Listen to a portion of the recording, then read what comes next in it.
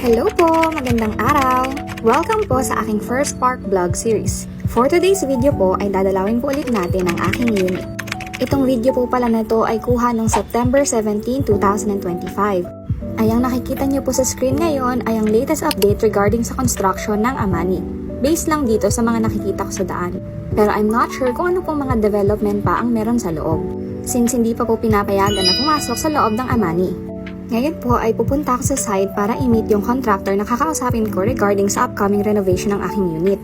Pero as of now, 2 months na ang nakalipas ay wala pa rin akong tubig at kuryente kaya hindi pa rin talaga masimulan ang construction ng aking renovation. Pero currently ay nagre-research na rin ako at nagka-canvas ng mga contractors na pwedeng gumawa ng aking unit. Also, dahil madami-dami din ang kailangan kong kolektahin na permit bago makapagpagawa ay kinokolekta ko na rin iyon.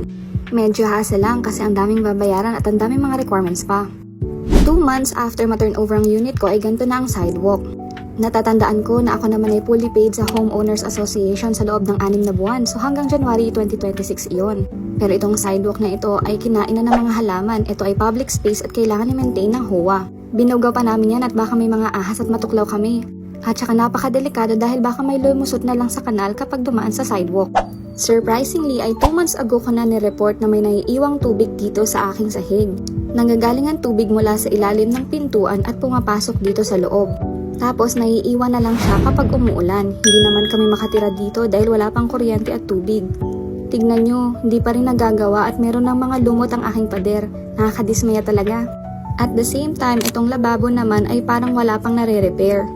July ko pa ito ni-report sa kanila pero wala pa talagang nauumpisahan.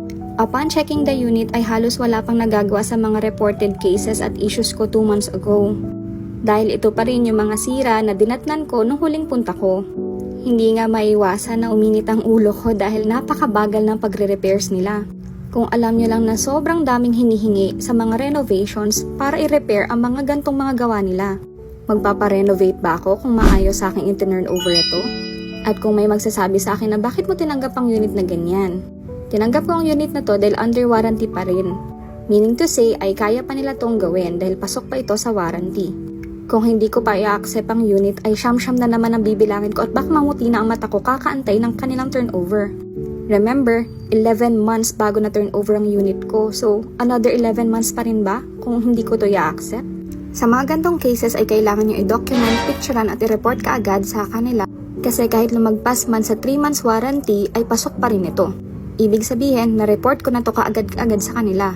Wala sa akin ang bola at nasa kanilang delay.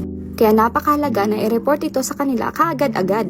Huwag kayong papayag na kahit na hindi maganda ang pagkakapintura ay hindi nyo na i-report.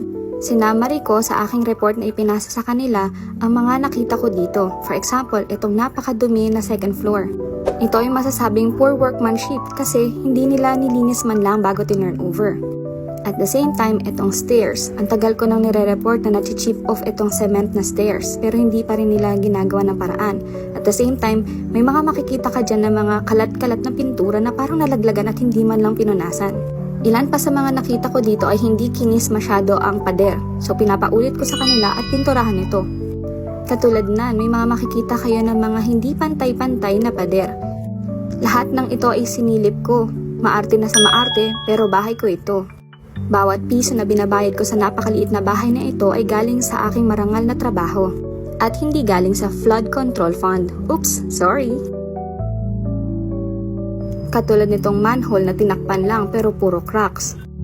Kaya lahat ng makikita kong hindi kaaya-aya sa aking paningin at hindi pasok sa quality na gusto ko ay talagang ire-report ko. Pero hindi ko sinasabi na lahat ng unit ay katulad nito. Ito pa rin ay depende dahil iba-ibang mga contractors ang gumagawa nito. Sinishare ko lang ito sa vlog ko based on my personal experience para may idea kayo. O siya, baka kung saan-saan pa tayo mapunta. Salamat po sa inyong panonood. At don't forget to follow me and like my videos for more updates. Maraming salamat po sa inyong tiwala. Thank you po!